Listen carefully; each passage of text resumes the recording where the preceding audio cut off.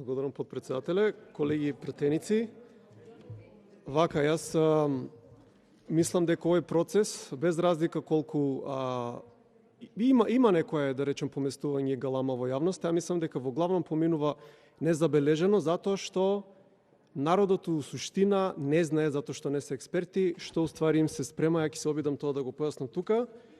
На мојот говор е поделен на три дела. Значи, прво би сакал да се задржам како се носеше овој закон. Значи, овој закон беше прво пуштен на редовна постапка. И ја убаво се сеќавам, ја бев, штета што председател на собранието не е тука, значи ја бев на тие фамозни координации, каде што, баш пошто бев загрижен за овој закон и прашува, викам, уште колку време ќе имам за амандмани, бев уверуван, нема проблем, пуштено е, можеш да поднесеш и така натаму. На 26 декември, значи кога траеше маратонската седница за ГАМА, да се повлече овој закон, да се повлече тајно и да добиеме известување дека е повлечен и пуштен у скратена постапка, значи чак на 28. 2 дена овој закон е криен. Дали тоа се случува со закон што е толку добар, европски, па дебати имало, па ово, поно, па транспарентни сме били и така натаму? Или тоа се случува со нешто што треба да се скрие и да се ограничи дебата? Значи, ние добиваме на 28 известување и, бидејќи седницата завршува во 5 попладне, имавме само 18 часа за амандмани. 18 часа. Наредните 2 дена експресно беа истрчани амандманите на комисијата за европски прашања и сите амандмани на опозицијата беа одбиени. Значи, буквално сите. Значи, може ли тука еден закон да се донесе без шверцување? Ја не знам ова на друг начин како да го наречам. И сега имаме ситуација, еве и ковид кризата. Значи, секогаш кога власта сака да се правда зошто економијата ни е у колапс, зошто направиле грешка вамо онаму, крива е ковид кризата. А сега се турка овој закон по секоја цена, ние ќе бидеме малтене единствената држава во Европа што ќе спроведе попис оваа година, затоа што сите го одложија за наредната година, вклучително и Бугарија, која што требаше да го одржи пописот, значи да има попис во јануари. Сега, значи, накратко, целиот закон е проблематичен, значи сега околу содржината на законот. Јас ќе се обидам да се задржам на најбитните работи и тука со мене го носам и законот, еве го на Република Бугарија, кој што требаше исто за попис, значи кој што требаше да се одржи во јануари, и чисто вака една компарација, значи да видиме што се нема во нашиот закон, а што се има во нивниот. Значи, како прво, немаме дефиниции за пописни единици. Значи, пишува ќе се попишува населението. Нема дефиниција. Што е точно поднаселение? Домакинствата, нема дефиниција. Становите, нема дефиниција. Сето тоа го имате во бугарскиот закон, баш како што е по стандард на Евростат и на Обединетите нации. Понатаму, за лицата кои што ќе се попишуваат, се бара да се државјани, тоест чак не се ни бара да се државјани, затоа што ќе се попишуваат и лицата кои што без државенство ќе се најдат на нашата територија. И внимавајте, може трето лице, полнолетно, само со давање на матичен број да попише член на неговата фамилија, и знаете како е дефинирано, вика, кој што податоците на тој член на фамилијата најмногу му се познати. Значи, има ли по неодредена и паушална, како да кажем, категорија од ова? Кој е тој? Како? Кој ќе одлучува? Кој е тој најстручен у едно семејство за неговите членови да дава матичен број? И понатаму, нели, тоа дека ќе се попишуваат луѓе само со матичен број беше повеќе пати истакнато од колегите опозицијата и колегите од власта рекоа не е така. Вика ќе има цел прашалник кој што они ќе го пополнуваат, има вика 50 графи таму. Кај е тој прашалник? Каде е тој прашалник? Дали вие сте го виделе, а ние не? Ако се тие, нели, 50 графи овакво одлучени, значи ги има, зошто ги нема во, како се вика, во закон? Знаете каде ги има? Во бугарскиот закон. И знаете каде ги има? Во сите закони за попис во европските држави. Секаде. Без исклучок, само кај нас ги нема. Значи, понатаму вика, други карактеристики за попишување.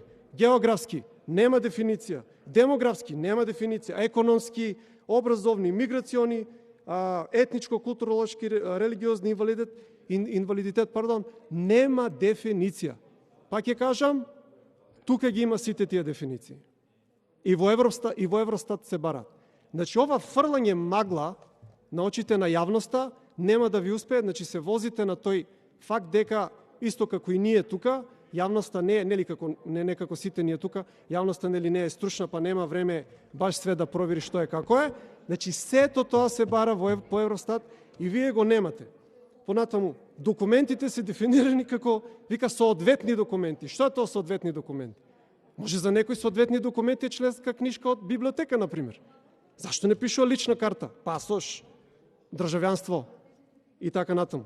Сега, главната работа која што тука фали е разграничување, значи две дефиниции меѓу вкупно и вкупно попишано.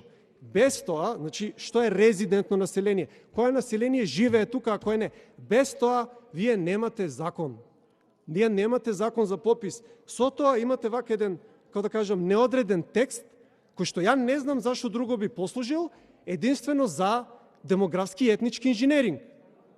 Значи, ние се сомневаме дека веќе бројките околу соодносот на етникумите у оваа држава се определени од вас, затоа е тој фамозен или врзан подпис меѓу директорот на ДЗС и неговиот заменик.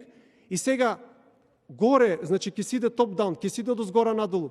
Определени се бројките, а вие реалноста ќе ја прилагодувате, за да дојдете до бројките која што со вашиот коалиционен партнер ги имате договорено. И вака да завршам, значи прашањето е зошто? Зошто се случува ова и како ќе се случува?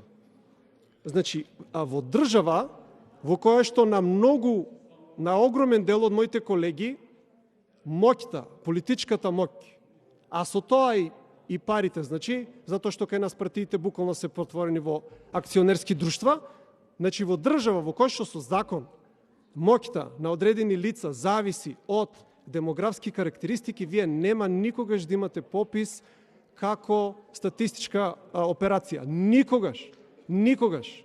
Значи, тоа може, значи, да не се користиме тука со празни флоскули, демократија, ово, оно, значи, тоа мора сите да го разбереме.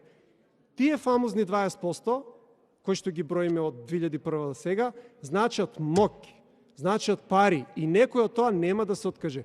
Обичните албанци не добија ништо со тоа, они се валкаат сиромашни локалти исто како обичните македонци, ама албанските партии добија. И они нема да се откажат од тоа. Значи, надвор од оваа фамозна просторија, значи се случува класна војна, каде што без разлика на етничката припадност, на богатата класа на оваа држава и е дозволено да ги гази работниците и да се богати на нивен грб со ваша дозвола, значи со ваша дозвола и со дозвола на владата, а тука се фрла магла на очи на обичниот граѓанин, значи таа етничка магла се фрла дека конфликтот е етнички, додека конфликтот е класен.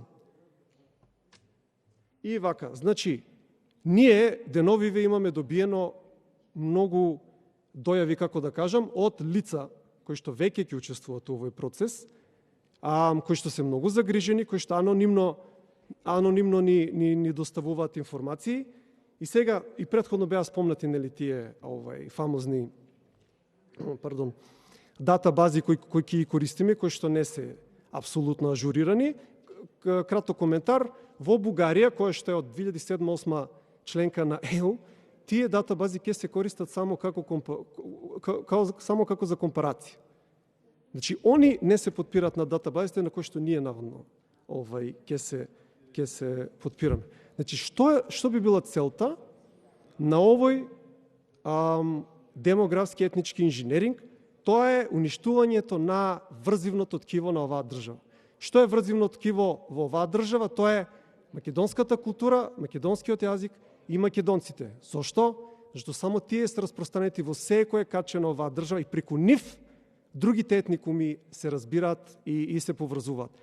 Значи, ние се сомневаме преку информациите кои што ги имаме добиено, дека се планира постепено спуштање на македонците како етникум, се поблиску до 50%, значи зависи колку ќе имате храброст, дали ќе ги спуштате под 60 или под 50, додека додека за прв пат на нивна сметка ќе се појави графа со бугарско малцинство.